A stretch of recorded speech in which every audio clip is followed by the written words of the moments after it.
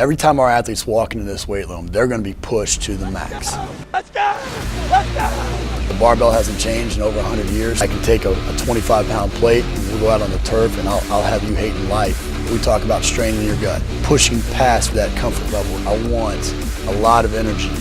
What better breeding ground is there?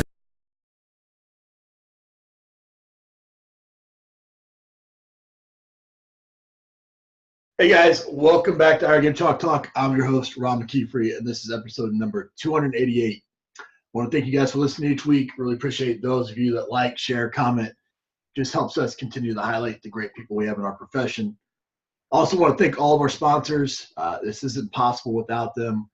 I only partner with companies that I believe in both the people and the product, and all 7 of our sponsors are fantastic people first and foremost, and they all have great products. So if you're in the market, please reach out to them. If not, just let them know how much you appreciate them being a part of the show. This week, I'm joined by Tim Kontos. Tim's the Associate AD of Sports Performance at Virginia Commonwealth, a guy that we've traveled in similar circles for so long, but just haven't had a chance to ever really sit down and hang out. But a guy I've respected from afar for many, many years and doing great things there at VCU. So thanks for coming on the show, man. Thanks for having me, Ron. I appreciate it. You started off, I think, at Radford, right? And then, pretty much 20 years at VCU. Yeah. Talk about a specific experience. I mean, you haven't had too much before VCU, but you've had almost 20 years at VCU. Talk about a specific experience in your journey that's impacted you. Oof. I mean, the whole thing's impacted me just from – because I get questions all the time from recruits parents coming in. They're like, why have you stayed at one place for so long? And it's the process that's, I akin it to the walk into school uphill both ways in the snow kind of story. But starting at ECU was, when they said, my resume got in the right people's hands, they said, would you be interested in the position? I said, yeah, sure. They showed me the weight room, and I had basically already accepted the position. I was floored. There's Nautilus equipment in there. That wasn't really Nautilus equipment. It was just knockoff. Right. But equipment that had some sort of cam in it. It was a 1,000 square foot weight room with no windows, no AC. So it's, and now where we're at, we're a 7,000 square foot weight room with 4 full-time employees. We've got a couple different facilities. I mean, VCU's just growing by leaps and bounds. So it's hard to narrow it down to any one specific thing along the way. I mean, there's a lot of things that have impacted me. Yeah, it's such an important part of the journey, is experienced in, the hardship of having to build something from scratch. I mean, at South Florida, we had a 2,000 square foot weight room, 2 platforms, 4 squat racks.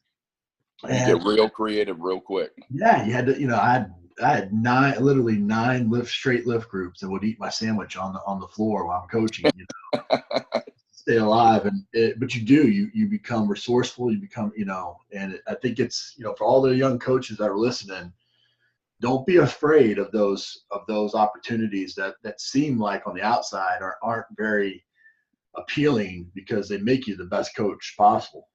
Exactly. I remember recently I pulled up some pictures of the old weight room so I could show people where we came from, kind of thing. And there was in the middle of the picture, there's my cooler sitting on the floor because I didn't have a fridge to put stuff. I did the same thing. Ate my sandwich sitting on the floor in the weight room. Yeah. And I would have to go to the study lounge because I didn't have a laptop back then. This is 98. Right. So I had to borrow computers from the kids in there. And at one point, kids coming in for study hall, they get precedent. Like, you got to go. I was like, yeah, you're right. Well, you don't have the journey that you've had without making some mistakes along the way. What's one of the biggest mistakes you've made and how you've learned from it? It's interesting. I was brushing up on some previous shows so I could come up with some decent answers with this. And I think one of the biggest mistakes I made was I got some really bad advice from a colleague, and he was in a similar situation in that at that point in time, VCU didn't put a whole lot of stock in in strength and conditioning. Now it's completely different now. So let me put that asterisk out there. But so he was in a similar situation, and he was like, you know what you need to do is you need to make your primary teams your main thing. Then your next priority needs to be your lifts, your own lifts. So, you know, I'm a competitive power lifter, or was at that point in time. So I did that for a little while, and I was like, I'm robbing the student athletes. You know, I don't want to say robbing the system, but I was robbing the kids out of something good. Now, it didn't last very long. And one of my biggest motivations after that was to become exactly like that guy. I'm sorry, become exactly opposite of that guy. Sure. Where, you know, I had heard through the grapevine a lot of things that he was doing was, you know, he would say one thing and then you go into his weight room and it's completely different. Yeah. And it was one of the things that I wanted from that point on. I wanted our kids to take a lot of pride in doing things the right way, no matter who was watching, you know, whether it's squat depth or pausing on a bench press, whatever the case is, take a lot of pride in doing it the right way. Right. We're going to see a lot of inflated numbers on the internet and all the other things, but let's do it the right way. Yeah. I think, yeah, I mean, it's such an important part of the process as well is you know, I talk about in my book, I talk about being a technician, a manager, an entrepreneur, right? And we all got into strength because we love to lift and we love to train and yeah, technician part sets and reps and the exercises and protocols. Those are things that all appeal to all of us. But when you become that manager and you have to manage time, people, and resources, that's the difficult part. And one of those things is your own personal workout, you know, and it's such a hard thing because you want to get it in, you want to be that guy to, but you know, a lot of times you're sneaking. And how are you going to preach to the kids? How are you going to preach to the kids about time management if you can't manage your own time? Exactly right. And to be fair, I mean, we all work 12, 13, 14 hours a day and it's hard and you got to be creative. I mean, there's many, many years where my workout, I would have a couple sets before the first group and a couple sets before the second group and, you know, on and on and on, but you got to do what you got to do. But the priority is the kids. The priority is the athletes. So yeah, such an important point. Well, you talked a little bit about it at the beginning, but you've been at the same place for almost 20 years now. Yeah. It'll be 21 in January. 21 in January, so 20 years. Yeah.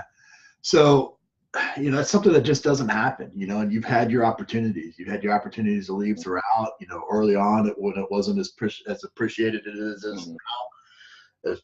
You're probably looking for the next gig, you know, right away, you know, but you've stuck it out. You've stayed in the same place 20 years, and it's something that we should all strive towards. What are some takeaways? What are some things that you would recommend to that young coach that's getting in to look for, or you know, to learn from your experience with being in the place? You know, I think a lot of people will, a lot of younger athletes, and this is your typical interview question: where do you want to be in 5 years? And so they come up with some answer, and you know, and a lot of people really start believing it and saying, this is what I want to do, and this is, you know, this is how I'm going to go about getting there. The reality of the situation in that regard is that you're not making those decisions for you. Somebody else is making those decisions. And I didn't consciously do that, but intuitively I was like, you know, every time I went to the administration for something at VCU, it was all about the bottom line. And it got frustrating, and it was like, well, I can be mad about that and I can, you know, huff and go pound sand, or I can make the best of every single day while I'm at VCU. And it's what you say on a daily basis on the show: make the big time where you're at. Yeah. And that's one of the things I tried to do. And it was every session was, how can I get better? Every session was, you know, I did an honest evaluation. Did I give my all? No. Okay. Why not? Or did the kids give their all? No. Why not?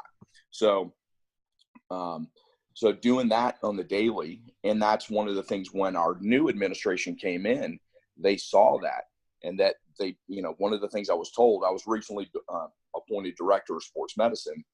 And when my athletic director made that decision, he said, you go in the weight room and it's clear that the student athletes are the number one priority when you go into Kontos' facility. And that's, you know, that's just something I was like, oh, wow, I'm being rewarded for something like that. I'm Right. doing, I'm doing my job, Yeah. Well, I mean, there's so many things to take away from that. I mean, obviously one is, it's the thing that we preach constantly is make the big time where you're at. And if you do that, good things are going to happen and people are going to come find you and you're going to have opportunities. And right. I think, one of the things we'll get into a little bit later on is balancing, family with this profession. But when we were back in 1997, 98, when we were both kind of getting into it, you weren't thinking about wife and kids and no. school district and those types of things. But you really want to be happy in life, then you're going to be thinking about those things later down the road. And sometimes the best thing is not chasing that logo and, right. and being part of building something great. Yeah. And that was one thing I never understood it. Admittedly, I'm not a major sports fan. So that kind of, in this regard, it works in my favor that I'm able to be happy where I'm at and do everything I can to try and push forward. And it's, you can look at every single limitation around you, or you can try and say, okay, I'm going to do what I can with what I got.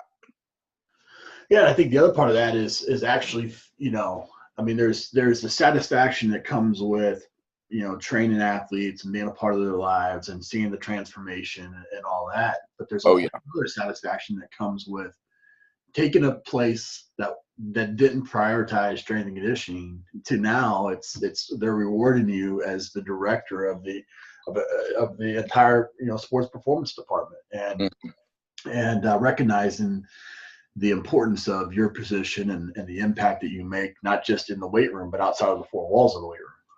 Yeah. Yep.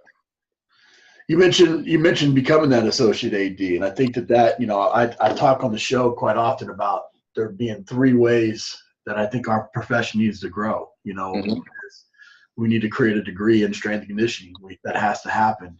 That's going to do research. It's going to lead to jobs for aging strength coaches to be professors. It's going to be a lot of things. The second thing I always say is that we need to put a strength coach in every high school. That needs to become a priority.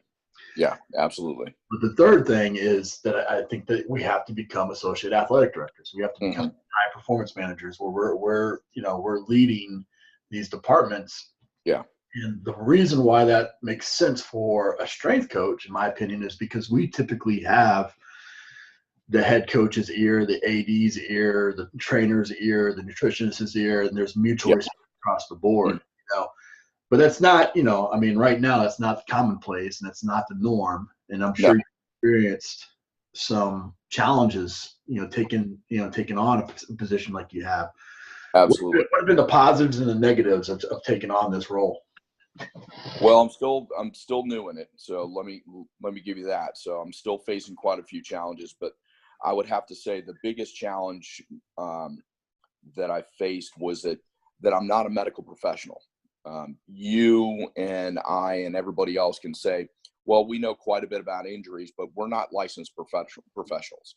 Right. And that's one of the things and there's a lot of things that go into developing policies and procedures that in order to make that final say, I have to have that license, but I don't. So I've got to rely on the people around me, and I inherited a great group of sports medicine staff at VCU. Like they unfortunately had to go through our previous director of sports medicine left in a pretty quick hurry, and they had to pick up and move forward without any guidance from the supervisor, and they did a fantastic job. So when I came in to take over, it was status quo. Things ran like off without a hitch. But again, so I think that's probably the biggest challenge. The other thing is, I had talked with my good buddy, Rick Cantor. He's the director of sports medicine over at Longwood University. Mm-hmm. And it was interesting watching him because he kind of went through this path before I did. And, he's picking up all these things along the way. And he's like, I'm trying to make myself obsolete or not obsolete. I keep transposing words so that you get a lot of the bigger programs. His university had gone into a higher conference, and he worked with men's basketball, So what's the first thing that happens? You get a head coach that either he gets canned or a new one comes in. What's going to happen to him? So he's trying to pick up a lot of things along the way. So he was one of the first people I called. Right. But I'm watching him do this stuff, and I'm like, is this really what it's going to take for us to stay in the business for that long? But the reality is also in the back of my mind, I'm going, can I stay on the floor coaching? One of Rick and I's good friends, Todd Hammer, wrote an article, and he's like, you want to, maybe it was Ryan Horn, sorry. I'm not trying to name drop all over the place. But he said, you say you want to retire in strength and conditioning, but are you going to be on the floor at 65 coaching? Right. Yeah, I do want to be on that, but is that feasible? Am Right. I going to be able to relate to a student athlete who's 18 to 22 at 65? Probably not. So what's the end? Well, administration is probably the best way to go. Now, the positives is long-term, I'm going to be able to impact more people. So it's kind of, you talk about making an impact on a student athlete's life. Well, with our coaching trees, you get people who are under us. And if we can positively influence those coaches, then they positively influence their student athletes. Now our reaches are far greater. Right. Kind of going back to the challenges, one of the other things is that Rick pointed out to me very early on. He's like, you're going to have to communicate with them differently than you communicate with your coaches. And sure, I get that. I've got a male on staff. I've got a female on staff. I've got, a younger guy. I've got an older guy. I'm not going to talk to them the same way, but it's a completely different group. But then again, it's the same sort of thing. Is we don't talk to administrators the same way we talk to our student athletes or the same way we talk to our coaches. It's just having to be able to put on that, know who you're talking to and putting on different hats when you're talking to them.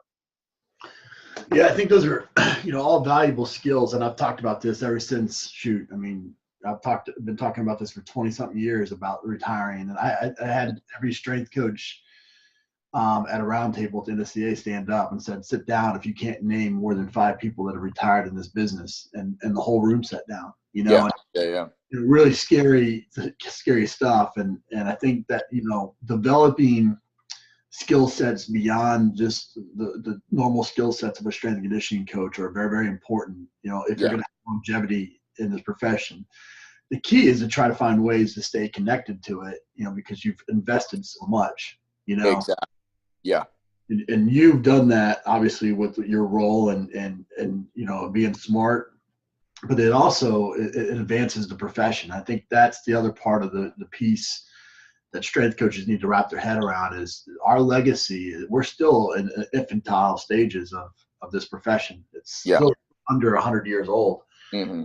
And we have to make sure that we are advancing it, and getting these types of roles makes it so you have a seat at the big kids table. You can make some decisions that help impact the right. So I think one of the big ways of doing that is, number one, trying to find the best ways to help the student athlete. And so some of the things along the way that kind of helped me with that is I pushed for or was part of our nutritional concerns team. And so that gave me a little bit of an administrative role. So it was myself as the director of sports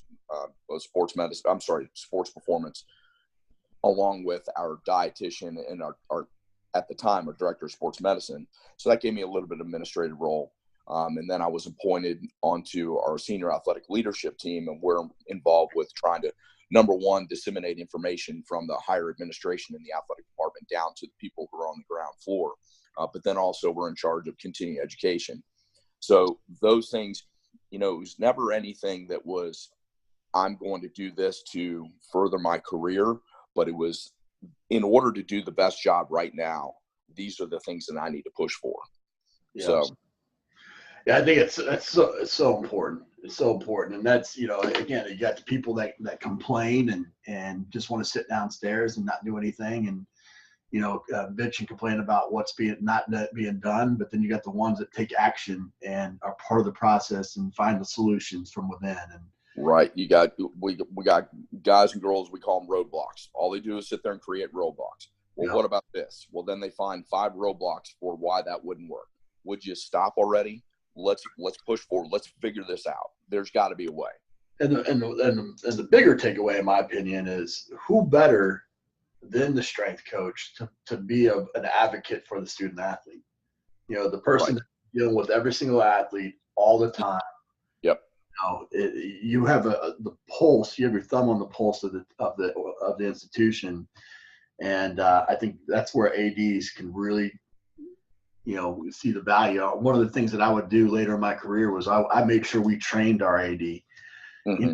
And that gave us time to have those types of conversations. And when we did that, it inevitably made us better. Okay. Yeah. I think that's another way of, if you're not ready to go in the administration route, get your associate AD or get your AD to work out with you guys, when you staff lift or something, and you'd be amazed at how much gets done when that happens. Yeah. And, and conversely, kind of go back to when you're figuring out when your workouts are. In my early stages, I used to get so upset when somebody would come in the middle of my workout. They'd see it. I'm all geared up. I got chalk everywhere, wrist straps on, and they're having a 20-minute conversation with me. Yeah. Now I realize that's when relationships are built. Yeah. And, there's some coaches that walk in the weight room. I'm going to go hang up my belt. It's not going to happen today. But again, it's one of those things that's like you said, it's amazing what happens when those things happen. And it's also amazing what happens when you turn somebody away and say, hey, can I get back to you in 5 minutes? Yeah. And you do get back to them, you follow up. Yeah. But they're that put off by it. So let it happen. It happens. Yeah, I agree. Another part of that though is it ended up being not me training them. I would have my assistants do it so that they could build a relationship, and you want to talk about a powerful way to do that, make it so that it's easier to ask for a raise for that person is let them know them and know what type of person they are. You mentioned earlier, young strength coaches and mentoring young coaches and it's easy for guys like us that have been in this for a while to be the crotchety old men and say, back in our generation or millennial coaches but there is, there is some differences between, this, but there is a lot more similarities than there are differences. Mm-hmm. What advice do you have for both the young strength coach coming into the profession now that you see are common problems, and what advice do you have for those old crotchety strength coaches like us mentoring them? I would say for the young ones coming in, don't be afraid to let your work do the talking. There are too many people that come in and they want to prove that they're the smartest guy in the room, and they ramble on and on and on. And I'm sure you run into this, Coach, when you go to conferences, you get somebody who's talking to you and you're like, you turn to whoever you're with, you're like, how long has this guy been in the field? 2 years. Like, do I really want to take advice from this guy? At any rate. So don't be afraid to let your work do the talking for you, number one. And then number two, you got 2 years and one mouth for a reason. Yeah. It goes right along with that same theme. Now, for the older coaches, you got to listen. The older coaches who are mentoring the young coaches, you got to listen. They have to feel heard, and they have to have a voice. And that's one of the things that my new staff in the sports medicine side, it's taking a little bit of adjustment for them, is that I will check with virtually all of them, especially the ones who are, the more senior athletic trainers, and say, what have we done before? How have we handled this?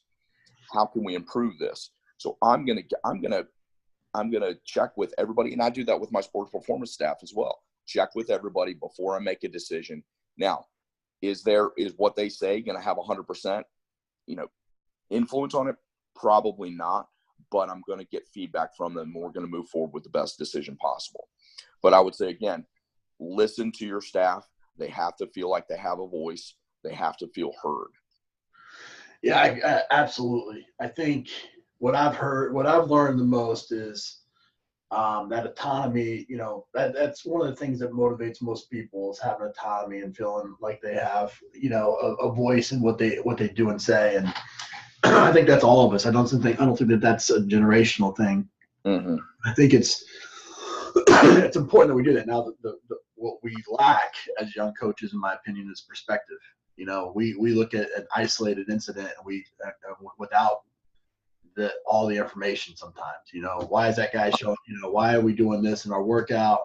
You know, why does the coach want us to do this in the workout? And they'd have no context into the bigger picture. Right. You know, I think what I do now is I have a standing rule that you don't come to me with a problem without a solution.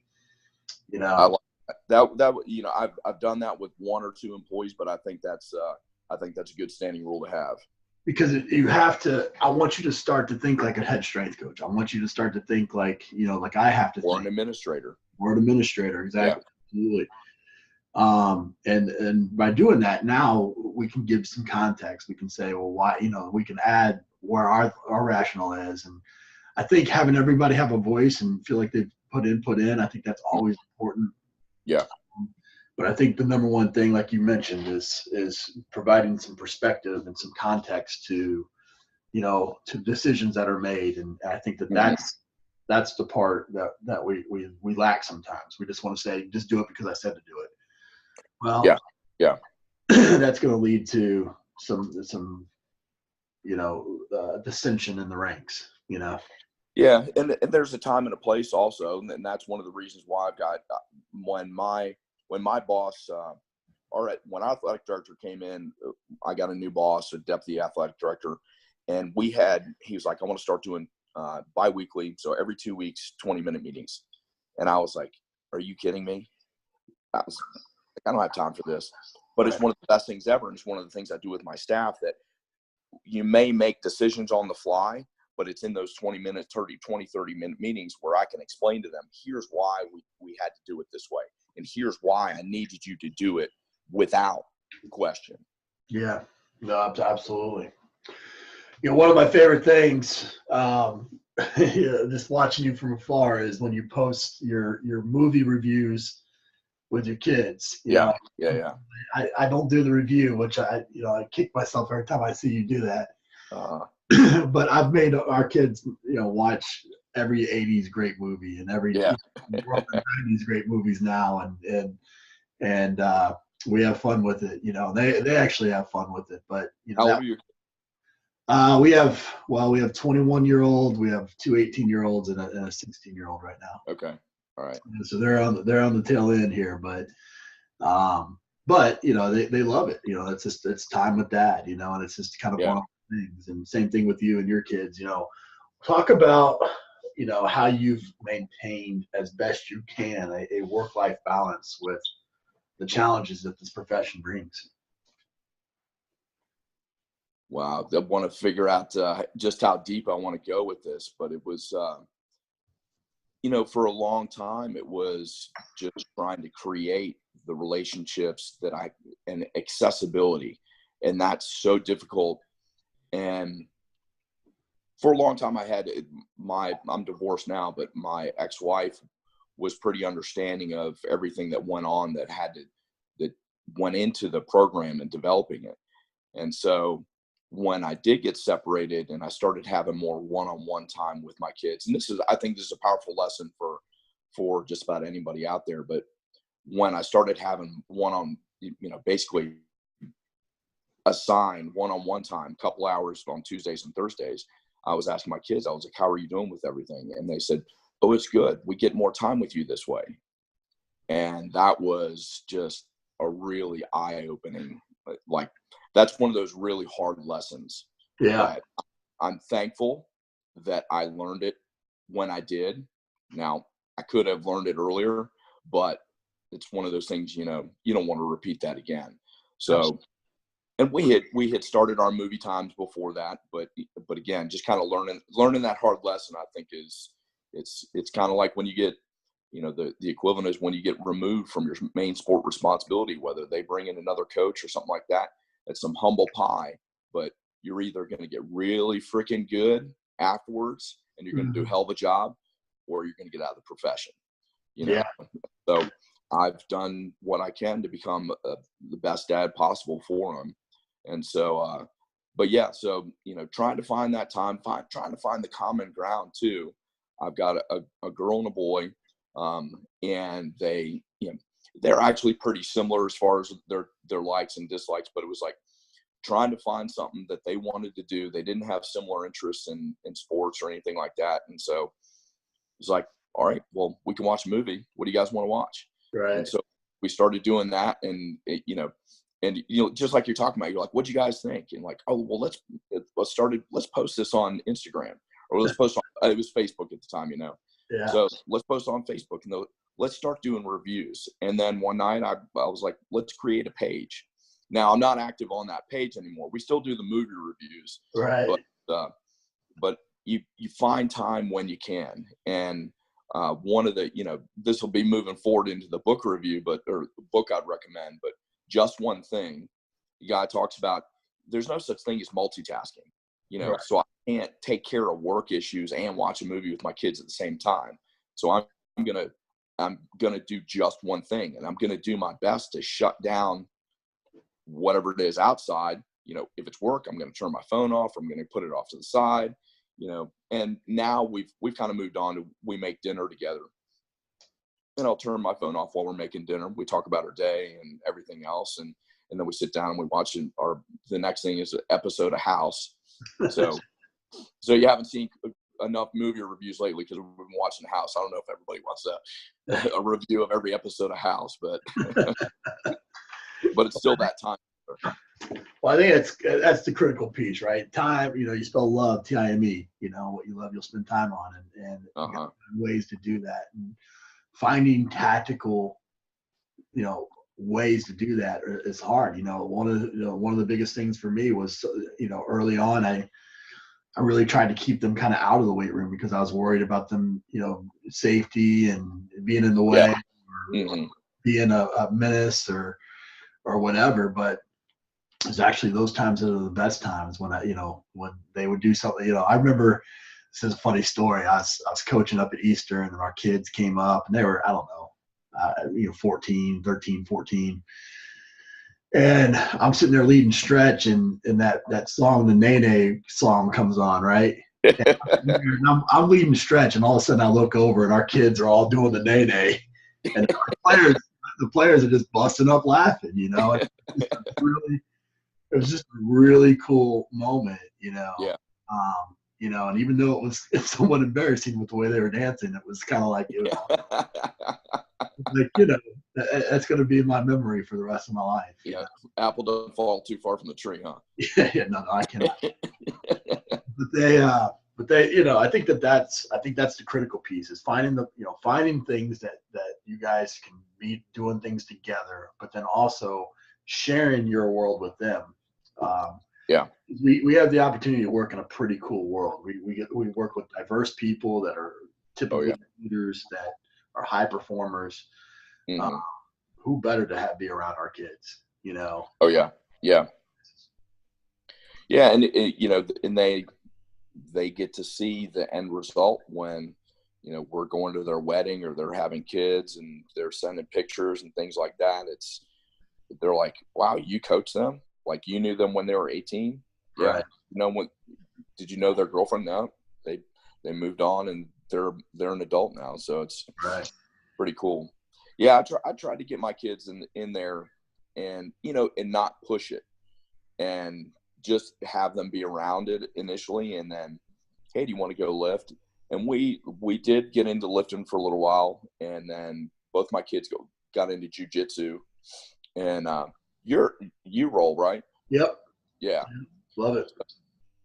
And so I got into it as well, but then injuries it was ironic because I was getting into it so that it would take the place of lifting, but it ended up being worse for me than lifting did. So I've got a hamstring injury right now from it. I hear you, man. It's hard. Yeah. But yeah, so just trying to get them involved any way they can, but at the same time, not pushing.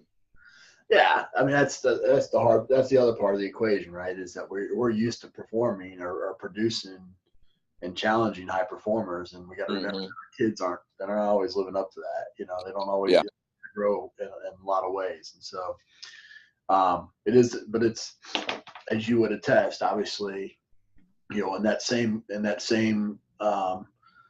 presentation where I asked how many, sit down if you can't name more than 5 coaches. I also asked, I said, sit down if you yourself or somebody that's gotten a divorce because of this profession, and a good majority of the people sat down, and we've got to start having those types of conversations on how we can become better people for our home team, because if our home team's not right, then our team is never going to be right. Right. Yeah. And that's not an easy one to have, because there are so many different people from so many different walks of life and so many different perspectives on relationships, and the way things or should not be, or the way to correct them, et cetera, et cetera. So that's not an easy one, man. No, but starts with conversations, right? Exactly. Yep, for sure. Well, man, we end the show with some resources here. Give us the best piece of coaching advice you ever received.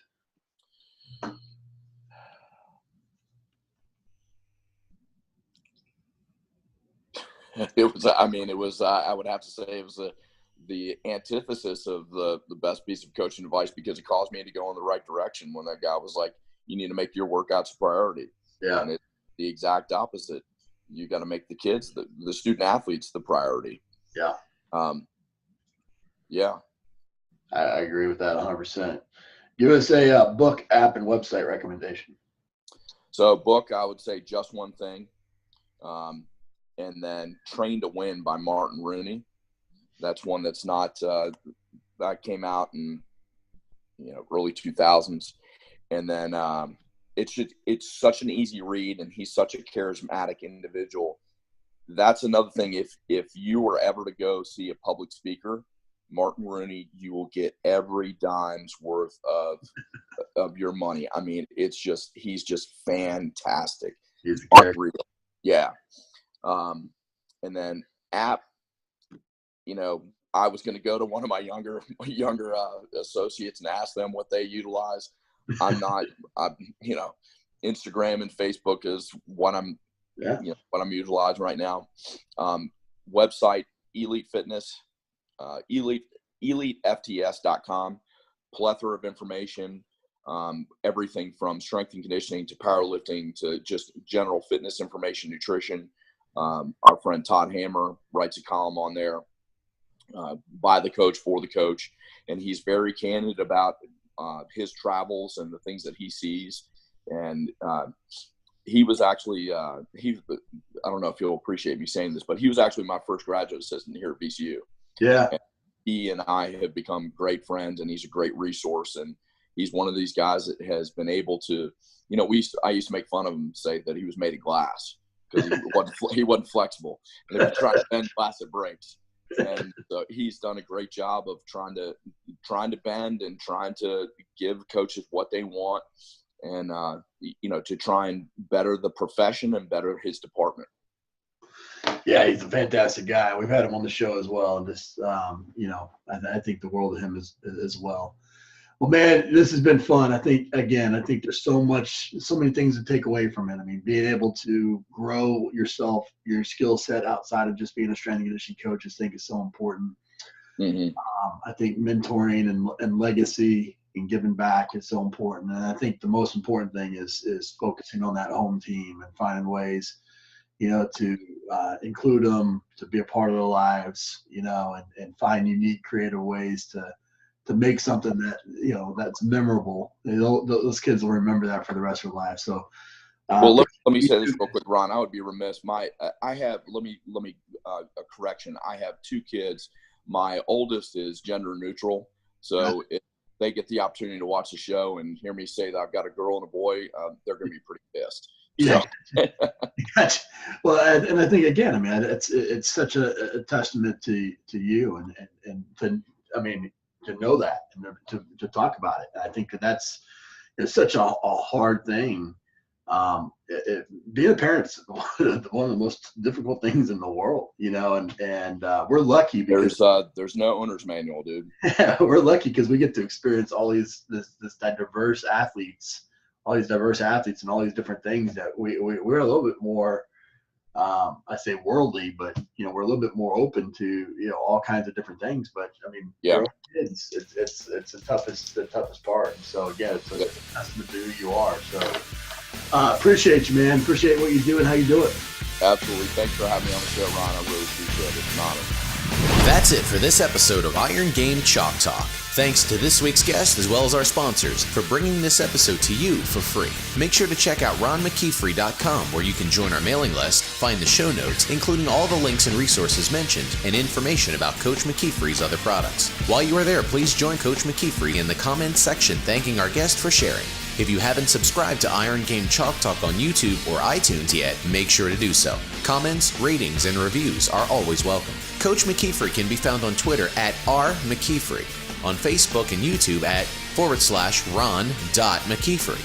That's it for this week. Be sure to check back next week for another great episode of Iron Game Chalk Talk.